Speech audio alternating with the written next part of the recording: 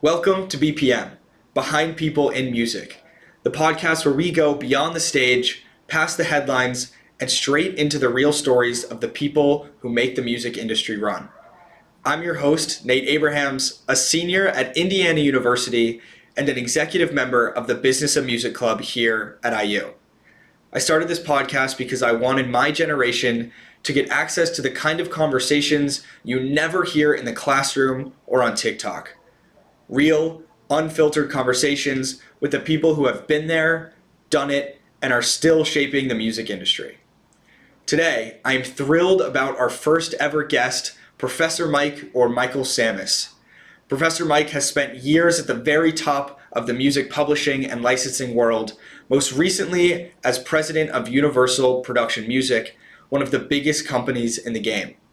He's closed deals that put music into film, TV shows, ads, and games, and now he's here at Indiana University as the director of the music business program, teaching the next generation of industry leaders. By the end of this episode, you will walk away with three things: an insider's crash course in music publishing and licensing, a clear picture of how a creative career can happen outside the spotlight, and practical advice for breaking into one of the most misunderstood and arguably most important corners of the music business. So, let's get into it. Hi, Professor Mike. Thank you so much for joining the podcast. First ever guest. I'm very Hey, excited. no problem. I'm flattered. Thank you for asking me. Yeah. Well, I kind of want to jump in the deep end a little bit, starting off. So I'd love to know when you were the president of Universal Production Music, what's the most high stakes or maybe memorable deal you were ever a part of? Well, you have to first remember that the production music business is all about selling music to media companies who are, just need music like to fill programming or commercials or YouTube advertisements or stuff like that. So you're always trying to sell, and you're trying to go to various customers and encourage them to take a listen to the music you have, to the library of music you have, and get excited about it. So when I was at Universal Production Music, I literally rebranded the company as Universal Production Music. I said, we have the best logo in the world. We have the most recognizable music logo in the world. So to my way of thinking is I took a bunch of different brands that the company had. They had a brand called Killer Tracks, great name, but not Universal. They had a brand called First Com. They had a brand called Kappa Gamma. And I'm like, why are we trying to exploit all these brands? Let's put them all under the banner of Universal Production Music and Mm, leverage the power and global reach of the Universal logo, Universal being the largest music company in the world. So to me, that was the most influential transaction I got involved in, and because of that merging of brands, I had to go to various clients and renegotiate their deals. So I renegotiated some very high profile deals with companies like ESPN and Turner Broadcasting and stuff like that. So, I think it's the combination of rebranding the company as Universal, leveraging the most powerful music logo in the world, and parlaying that into negotiations with some very high-profile clients. interesting. Did that have like a major effect on the role that you played now that things were rebranded in that way, or were you It made it still? easier. I would say it made it easier for us to differentiate our music library from the hundreds of other music libraries that are out there. When you have hundreds of choices to go to for music, then the worrisome thing is that music can become a commodity. Mm, They're looking for a song for a scene in a movie or a song for a commercial, and there are 100 different sources that they can go to find that song. What makes you different? And what I was trying to do was create brand awareness by saying, this is how we're different. We're affiliated with the biggest music company in the world. And I believe that actually gave us Well, we already had a seat at the table, but I'll say it gave us a larger seat at the table. Yeah, yeah, that's super cool. I think that world kind of surprised me, especially when I was learning about sort of the role that publishing companies and how how vast Universal is, what kind of role it plays in the artist's career. I'm curious, is there something about music publishing or licensing that you found surprised most artists or even people within the company and the business itself? Was there something that you guys did or provided that most artists found surprising? Well, I would say, the cat's out of the bag now, but there was a time where artists didn't realize that to make the most amount of money, they needed publishing, which means they needed to be songwriters. They needed to create their own craft because songwriters made a lot of money, especially with a very popular song that was popular for a long period of time. You look at and apologies for this because I am a dinosaur. You look at a band like the Beatles, and do most people realize that Lennon and McCartney made far more than anybody else in the band because they wrote the lion's share of the songs. And Mm, so the publishing income can be a very, very important source of income for a long period of time because there's a very long tail, if you will, on publishing earnings because of radio and cover recordings by other artists and all sorts of ways to exploit those rights, including licensing. So I think one of the most illuminating things, if you will, for artists of how important it is to get involved in the songwriting side of the business because of not only of control issues, but because it's much more lucrative in the long term. right. I so now I guess moving from that kind of into the future, looking at how digital streaming services and AI are seemingly changing this world of publishing and songwriting and whole world of music, is that now kind of having an effect on radio and that kind of money and fame that you can get from songwriting and publishing? Look, here's another thing that might surprise most artists. There are literally hundreds of different revenue streams that you can make money from, that you can monetize your art. So as an artist, you're interested primarily in selling records, getting your records played, streamed. These are big income streams, but they're not the only income streams. And on the songwriting side, also very interested in streaming, radio play, that sort of thing. But they're not the only income stream. Mm, So literally there are hundreds, some of them very small, some of them a little bit more substantial.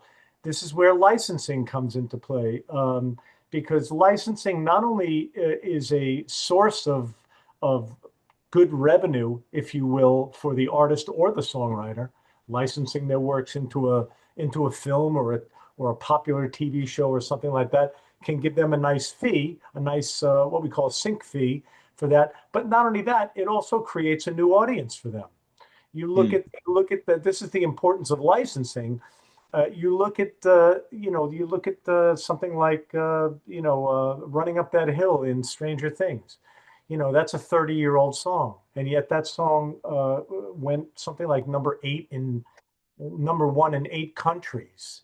yeah. Uh, After that came out, and that so really, not only is licensing important as a revenue stream for the money you'd make in exchange for the license, but also because it creates another audience. It basically brings you to another audience. In Kate Bush's case, 30 years after the original release of that song. So I think all income streams are really important, but most people tend to focus on streaming because streaming is the top line. It's the first indicator of success. Is it, how many streams do I have? Is it hitting all the new music playlists? Is it getting out there? Are the streams increasing? And that will in turn be a huge revenue stream for the recorded music company and others, but it's not the only revenue stream. Right. Oh, that was a great. I don't think I know anybody that could put that any better. I Well, mean thank you. Well, that thank you. was very interesting. Yeah, I'd love to sort of flash back now, coming from the future a little back to your past, and I want to learn a little bit more about how you broke into the industry and how you started and rose to be the president of Universal Production, and then a little bit also about what you're doing now and at Indiana University and the music business program. Oh, okay, sure. Well, back when I graduated, there were no music business programs. So I was a business major. I was a business major with a focus in finance and accounting, and I graduated with a degree in that. And I went to work, uh, excuse me, as most people do, I went to, with a finance and accounting degree, I went to work in a public accounting firm. And when I went into work, I worked for Ernst and Young for, 10 years in the 80s into the beginning of the 90s. And, and just by luck, they give you dozens of clients. I mean, when you work for a public accounting firm, they treat you like a rag and they get every last drop out of you. I mean, I was working 65, 70 hours a week, but you're paying your dues, right? And you'd have 10 clients that you'd have to spend, 7 hours each on. So that's 70 hours. And those 10 clients were in all different businesses. You had a book publisher, a real estate company, a Japanese trading company, a music company. Yeah. So I was lucky when I first did it. They gave me one of my clients that I was assigned to was Warner Communications, which is what it was called back then. And Warner Communications had Warner Brothers Pictures, Warner Brothers Music, Warner Chappell Music Publishing, Atlantic Records, Elektra Records. These were all subsidiaries of Warner Communications. And this was my client. I spent 6 months out of the year on them for about 5, 6 years. And so I developed this niche of being, I was also had a music background. I wanted to be a musician. You can see Yeah. I try to stay involved musically just because it's stress relief. But, I loved music. I wanted to be in music. And I'm like, wow, I can actually have a finance degree and get involved in music. So that's really how it started. I got clients in music and then I became kind of like an expert, if you will. So whenever there was a music project or a client or a special project that involved music, I would usually get a call and they'd tell me they wanted me to, uh, work on this client. So it was Yeah. great. My experience and my resume, if you will, just grew and grew with dozens of projects and mergers and acquisitions and all of that stuff. Yeah, so that's how I got into the music industry, Mm. and then I would say I got like my first really big break in the early '90s. It might have been right around 1990. Uh, I I get a call from the guy who did the staffing at Ernst and Young and said, Mike, we have a new client for you. And I went, what are you crazy? I'm working 65, 70 hours a week. I can't do any more clients. What's the name of the client? And they said, MPL Communications. And I said, what's MPL Communications? Because I have no time. I'm doing 65 hours a week. So what is this company? And they went, it stands for McCartney, Paul, and Linda. And I went, I'll do it. Yeah. Okay, no problem. I'll take that client. And that turned out to be a turning point for me because I kind of segued from public accounting into kind of artist representation, mostly for litigation support, find out things that Mm. were going right or wrong in their career and set them on a path to fix it. And I wound up doing that for, I did some work for MPL. And then the guy who ran MPL was Paul McCartney's brother-in-law at the time, John Eastman, an attorney in New York who has since passed away, but his son now runs the business, Lee Eastman. Mm. But anyway, John had two clients that were music clients that I knew of, Paul McCartney and Billy Joel. So he hired me to work on Billy Joel as well. And I did litigation support for Billy Joel in his somewhat famous or infamous case against the former manager. So, all of these things helped me create like my brand, my own personal brand that was Mike Sammis. Oh, he's got all this music experience from Ernst and Young. He's done this litigation support for all these artists, and he's done this tour work. And the next thing I know, I wound up being hired as chief financial officer for Universal. Um, well, and the end of the story is I was hired as a CFO for MCA Music Publishing in Mm. 1996, but Yeah. then went and bought Polygram in 1999 and a company called Rondor in 2000. And these were all 500 million to $10 billion acquisitions.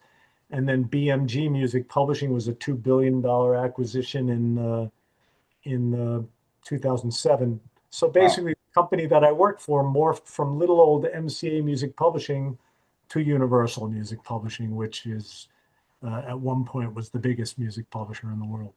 Wow. That is, it's an interesting way of getting into music. I think one of the things that I'm still learning in the more people that I learn from and talk to, how each path is so completely different from the other. The way that, people fall in love with music and fall in love with the idea of working in music and the path that is taken to get there. Um, did you, as you started getting into music and working more with these companies, did you sort of see yourself as a leader in the industry, or did that ever develop into something that you were looking to do, or it kind of was just there?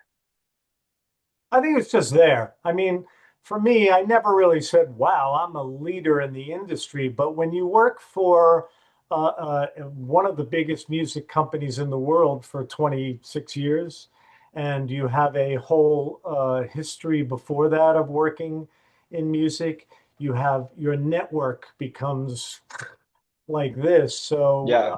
think in an unstated way, I was for a time looked at as an influential and maybe powerful. I don't know how people looked at me, a person in the music industry. But again, I was, and this is important. I was mainly, although not exclusively, I was mainly a finance guy. Hmm. So usually the faces of these companies are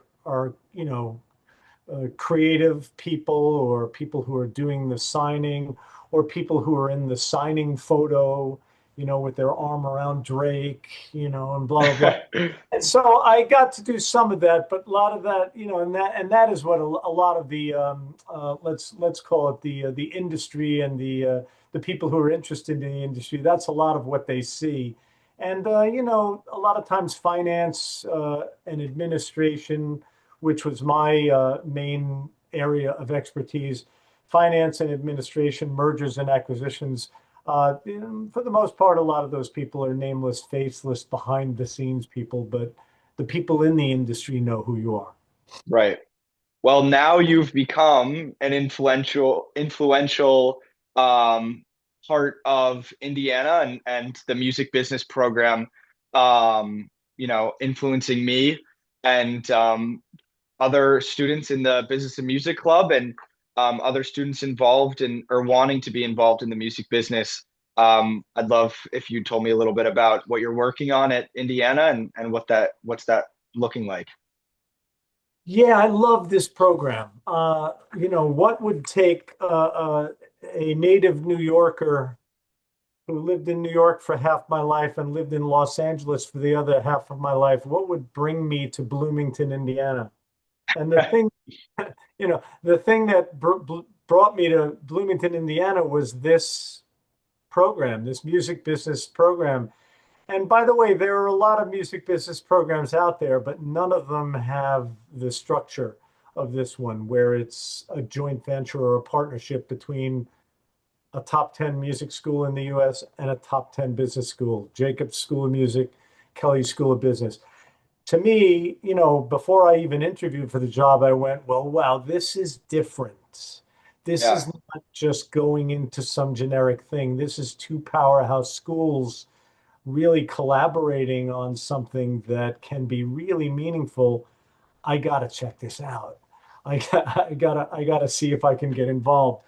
And so I threw my hat in the ring and have been working with IU now for it's going on 18 months, and I'm loving it. I'm loving the people that are involved with the program, the music community within Bloomington, which is surprisingly strong.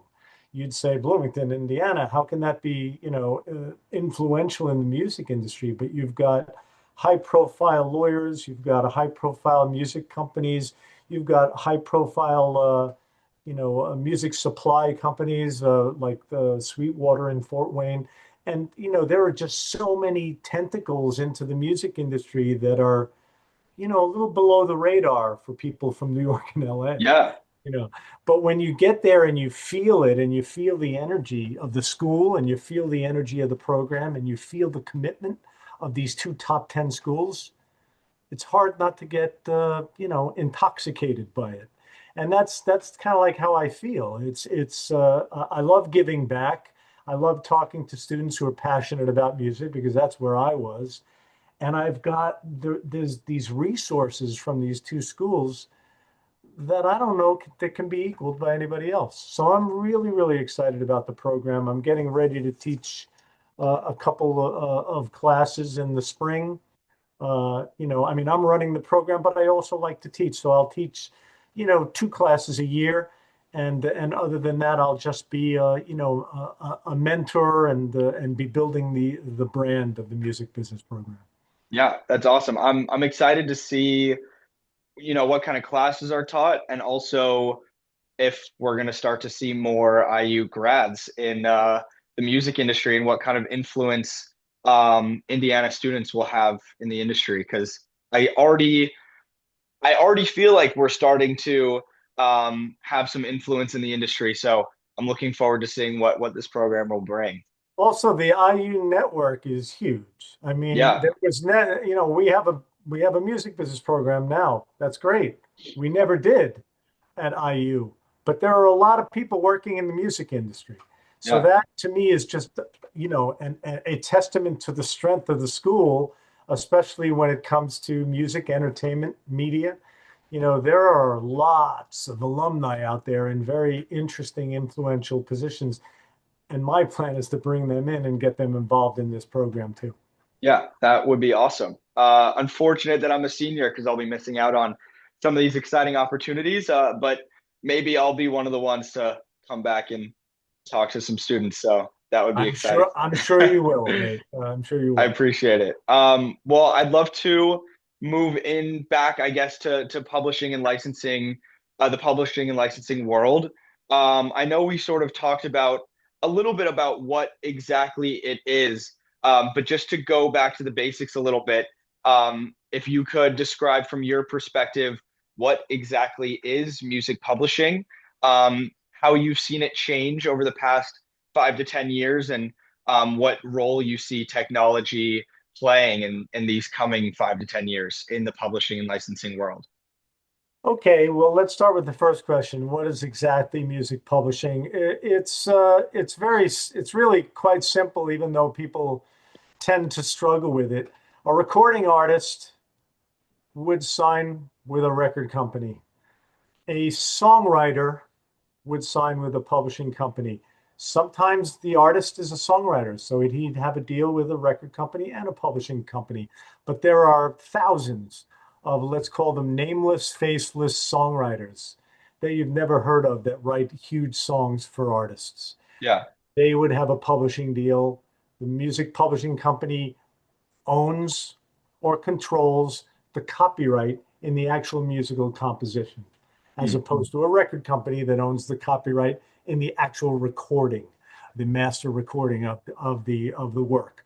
So that's what music publishing is. Another dinosaur example I like to give people is like, because a lot of artists these days understand the power and the power and the lucrativeness, if you will, of publishing.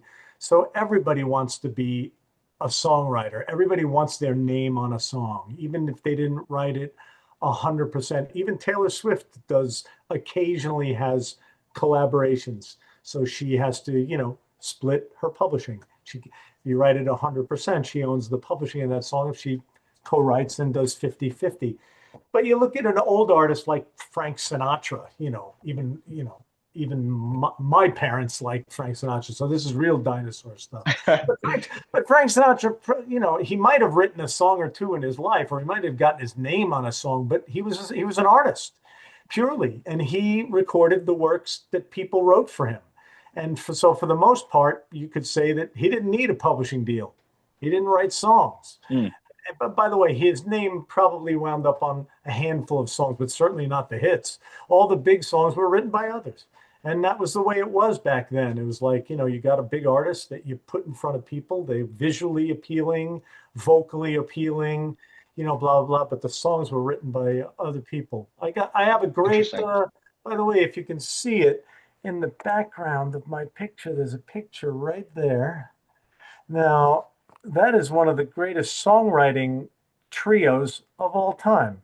Uh, it's called Holland. That's Holland Dozier Holland. Holland Mm, Dozier Holland. These guys may have made an album at one point in their life, but they were songwriters. They were the main house songwriters for Motown.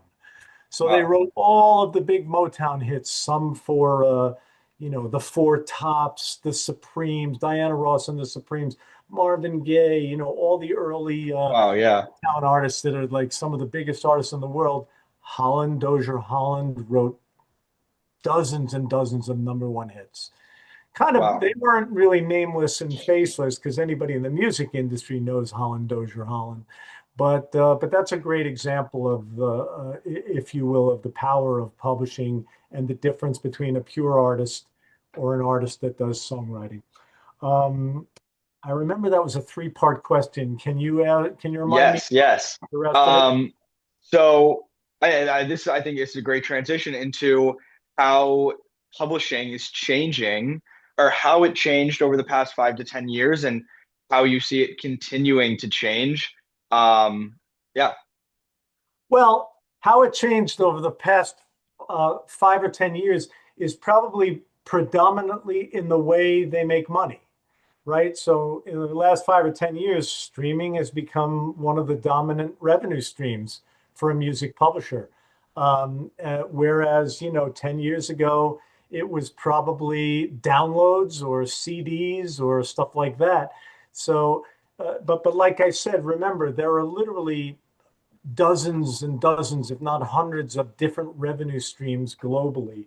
But the real shift has been the migration to digital service platforms. And I would say that in the last 10 years, that's become completely prevalent. Another change that's happened is more and more artists see the power of licensing music into a commercial or a TV show or a film. Like I said before, it's a way for older artists to get a new audience, especially if you got your song into a great show. So a lot of them now have flipped the script, if you will. 10, 15 years ago, they'd say, I don't want my stuff in a commercial. I don't want to license. I don't want to sell out. They used to call it, I don't want to sell out and put my song in a film. Now, there are still artists that are like that, but many of them realize the power of getting a song in a film and getting $1 million, or sorry, $1 billion of box office of eyeballs on that film, and they hear that song, they go, who is that? And the next Yeah. thing you know, the streaming numbers are impacted. The next thing you know, we're making more money in my other income streams because I've created a whole new audience for myself. So I think a couple of changes that have been happening subtly over that period of time are, how revenue is made and a renewed focus, if you will, on licensing music into media. Interesting. Do you see AI and even TikTok, Instagram, YouTube having maybe a sharper effect on publishing and licensing, and TikTok being now a massive platform for artist discovery, and AI being massive for maybe songwriting or creating songs entirely. Do you think that is having as big of an effect as these streaming services or similar? Yeah, I would say the answer is not yet. Mm, There was a recent report that came out by Goldman Sachs. I think it's called Music in the Air. They do a report every year on the health of the music industry. And they basically are projecting the music industry will double in size in the next 10 years. And one of the reasons that they cite in their report is that so far, the negative impact of AI has been negligible. But that's so far, right? And listen, this is an evolving landscape. This could be vastly different in 3 months or 6 months. One of the article that just came out recently said that Deezer, which is a competitor, I guess you'd say, to Spotify and Apple Music and streaming platforms. Deezer said that they get 30,000 AI tracks uploaded a day into their platform. Now, uploading of AI music shouldn't concern anybody, because I don't know too many people who go to streaming services and say, I want to listen to AI music. I yeah, want to listen to artificially created music. Nobody does that. And now, will they get some fall-in stuff? Yeah, great. But the real issue is, okay, uploading 30,000 a month, that's a lot. The real issue is that there are like these, I don't know what you call them, bots or whatever, that are actually listening to that music. And yeah, they're like, I don't know what the correct terminology is, but I'll call them fake listens, right? So, and the streaming companies have to find a way to police this, because what that does is, it's all one big zero sum game, as we say. So if I'm paying money to these AI owners because they're artificially inflating their listens, it's coming from some other real artist. So I think that needs to be looked at, and an eye kept on it.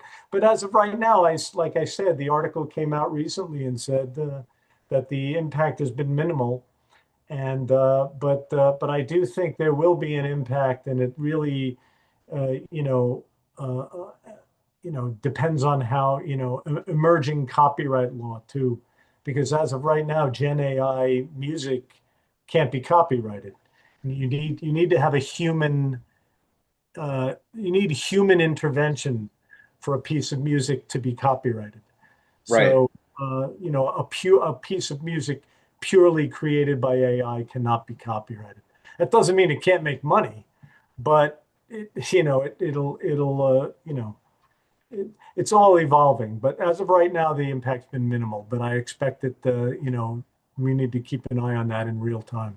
Yeah, that's interesting. I actually read an article about that yesterday about Deezer, and how they were talking about, within the past even couple of months, the uploads of AI music that their AI detector is seeing is going from 10 to 20 to 30K a day, taking up 30% of daily uploads to their platform.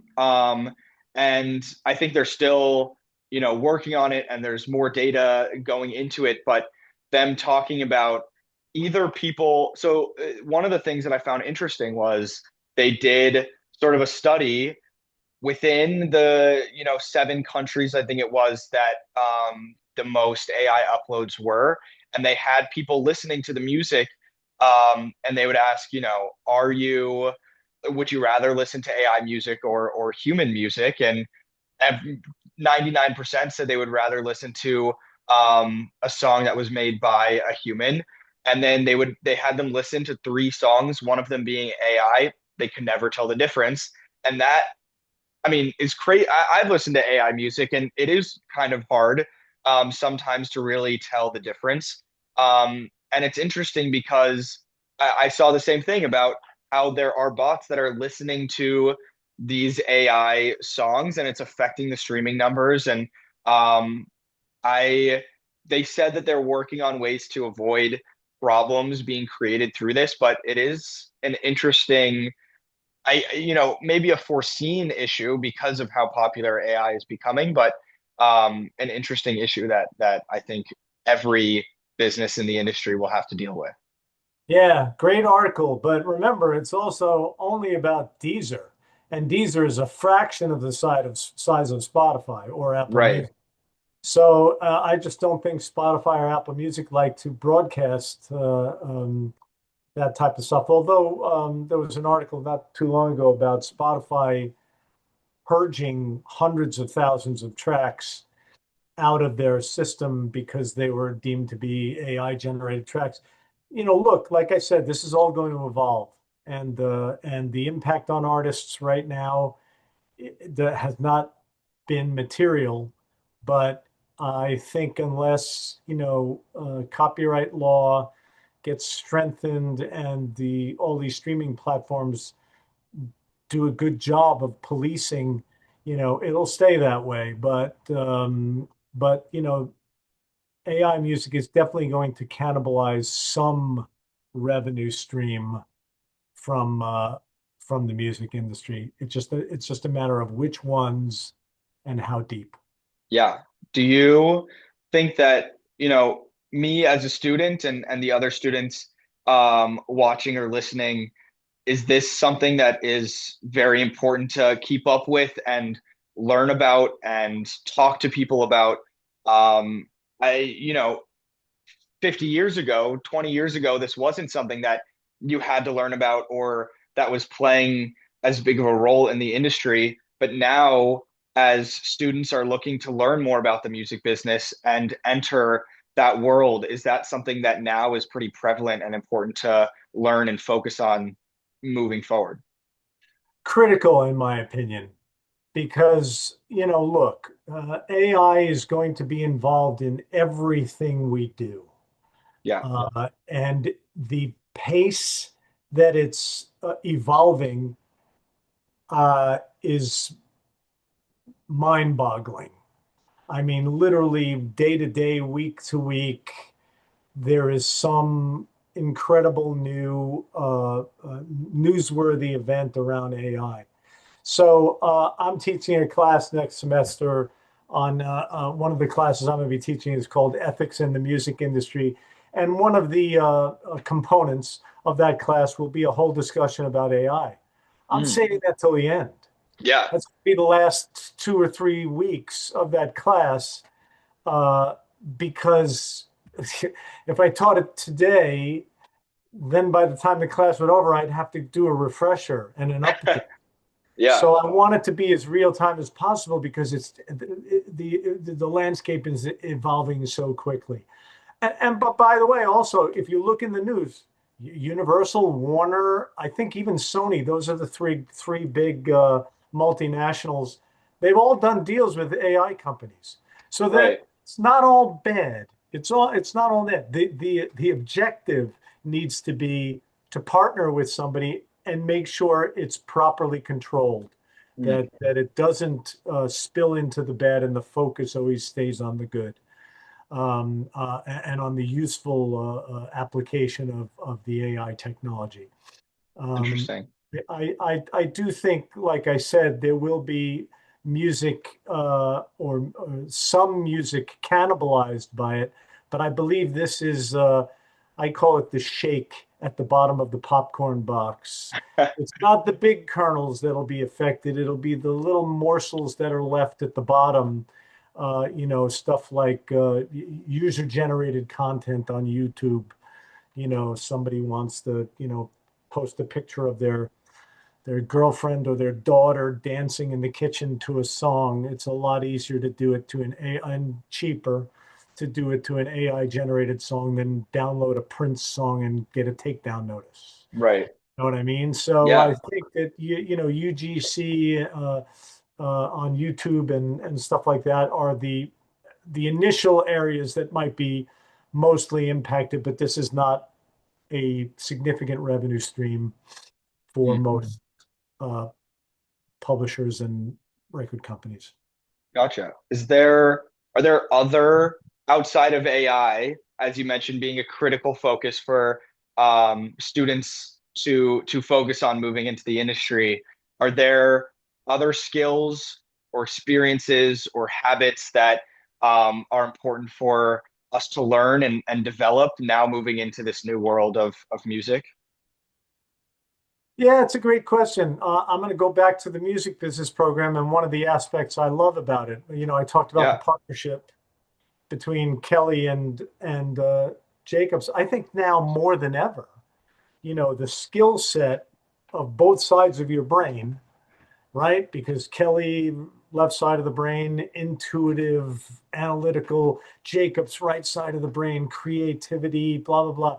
More and more, uh, the music industry is gravitating towards people running the big music companies who have a creative side background and hmm the support team who have the business side background. You just look at all, not all, but a lot of the music companies are taking that model. So more and more, it's important for people who want to be in the music industry to play both sides of the brain, to have the creative and the business side. It's the music business program, but music is first, yeah, business. So you need, I think, more and more, for graduates these days to really come out of post graduation and hit the ground running. Having that music side to go along with that solid business side is is what makes you different, is what sets you apart from, somebody else seeking a similar job. right. So it's really important for people to be able to, to speak the language of music business when they step into anything in music, media, entertainment, any of the businesses that are, dependent on musical content. Yeah. Do you have a recommendation, I guess, for someone who has that business mindset and wants to develop more of that creativity and music mindset, and then vice versa, someone who has those creative skills in music, but maybe less of that entrepreneurial or business problem solving mindset, how to learn the other side? Yeah, my that's a great question because I come into play with that almost every day talking to students. I'll Yeah, talk to a Kelly student who's interested in the music business, but they're not like, why do I have to take music theory? Okay. yeah, Or I'll have a music business student that really wants to do it and goes, I don't know how well I'm going to do in principles of accounting. yeah, You know what I mean? So my advice to them is always the same. I say, put your feet in the pool before you dive in. And what I mean by that is take the class. Take a class as an elective, right? Before you switch your major or decide I'm going all in on this, when one of the sides of this thing are a little less of your focus, you're less focused on business or you're less focused on music. If one of the sides of this is less of your focus and you're not exactly sure how you're going to navigate the other side, dip your feet in the pool, take a mm, class, take a principle of accounting class, take a basic marketing class if you're a music student, or if you're a business student, take music society and culture, or music theory. See how you connect with it, because it's all about connection, right? yeah, It's all about translating your passion into something that will be useful for you post graduation, and it's not for everybody. It's not a one size fits all. Some people will say, you know what, uh, not for me, all those music classes, or you know what, not for me, those business classes. yeah. And does that mean they can't work in the music industry? Absolutely not. It just means that they dip their feet in the pool and they realize that they're better off going one way or the other. And I Right. I fully support that. So let's say I've graduated and I don't have the opportunity to take classes, at one of the top music schools, at one of the top business schools, with great professors running you through how to develop these skills.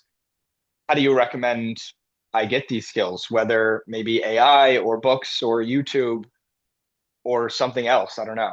Well, you can do all of the above, but look, to me, it's the difference between graduating from a school like IU and having a music business degree or not having a music business degree. Obviously, if you want to work in the music industry, this side is going to make it a little easier, but that doesn't mean this side can't do it, Hmm. right? I mean, we have literally hundreds of alumni working in the music industry graduated IU before there was a music business program. Now, they probably had to start at a more entry level thing, but that's what they needed to do to follow their passion. And that's how they filled in the missing DNA, if you will, of what they didn't get to learn when they were in school. Um, a little bit harder on the business side, I'd say, because if you never took principles of marketing or management or strategic management or accounting, those are more, I'll call them, I don't want to call them book skills, but they're more of that type of skill. It's harder to go into an accounting firm and learn accounting just by being there. You Right. need you need to do some study and stuff like that.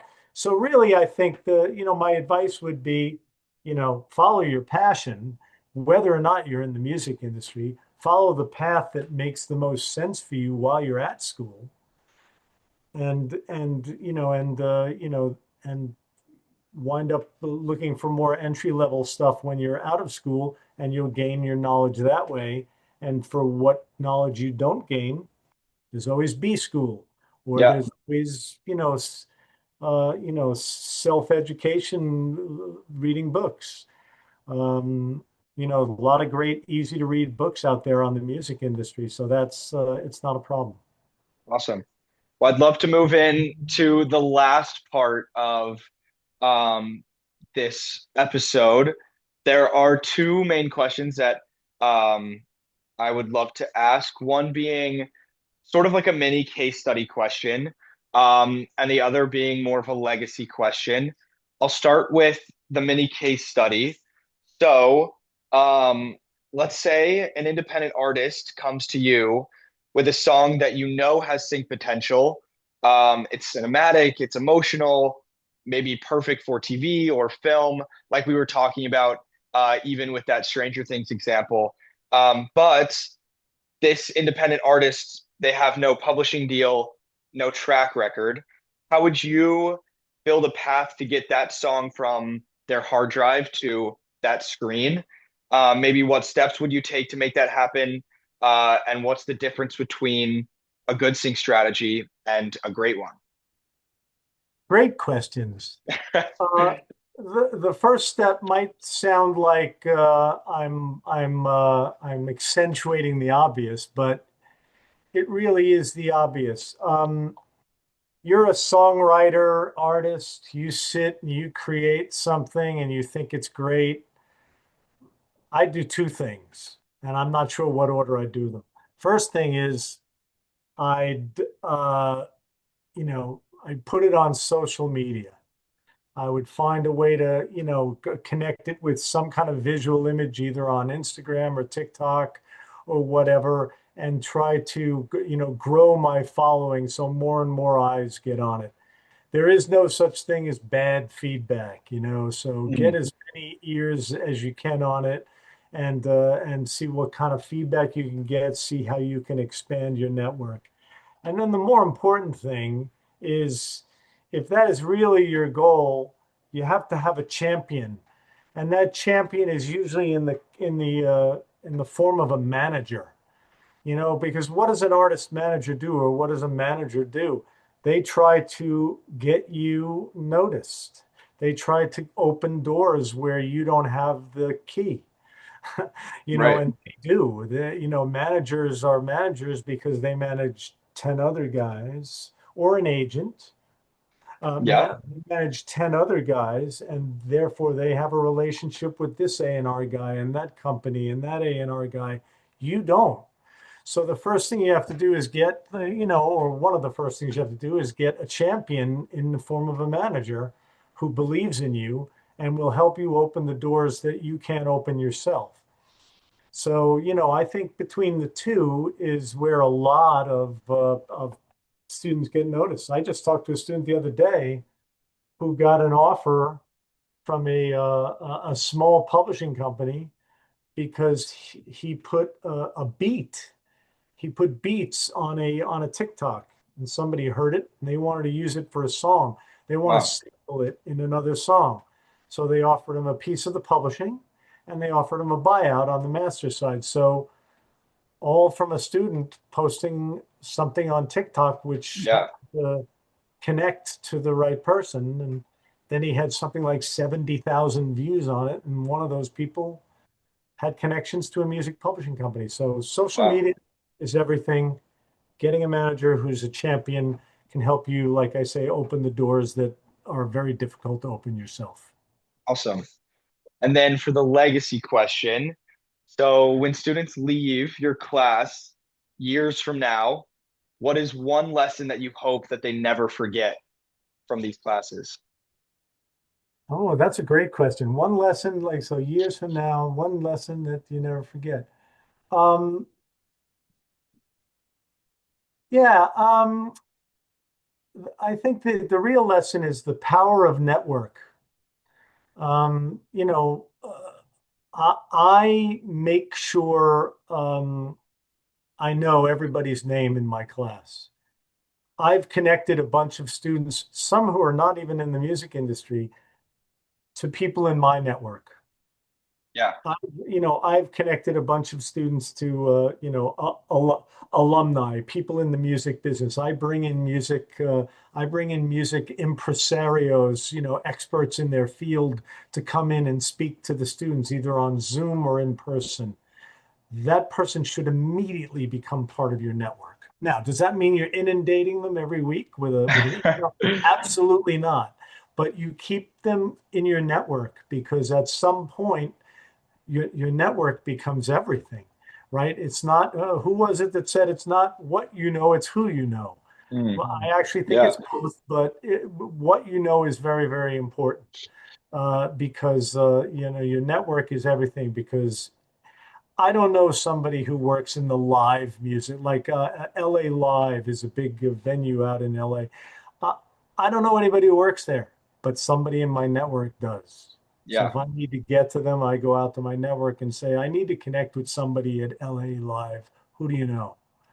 So I think that the most important thing is, and I'll leave you with this, if that was your last question. Yes. I've Yes. said to all my students in the music business program, another benefit of the music business program is that if you're in a Jacob school, that's your network, the Jacob school.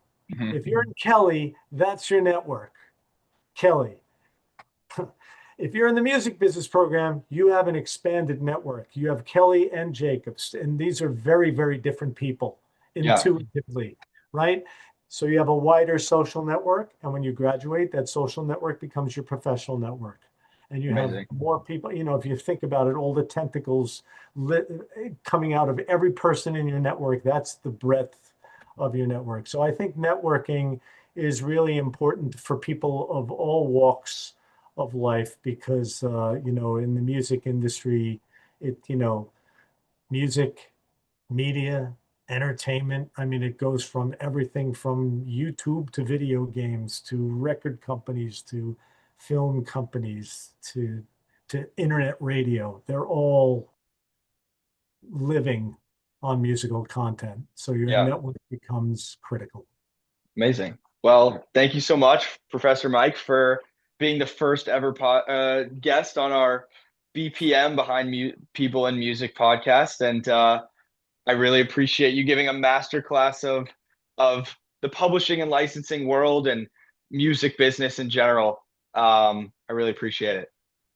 No problem. This was a lot of fun. I'm happy to help, and I appreciate being the first one. Again, I am flattered. So best of luck to you and everybody out there.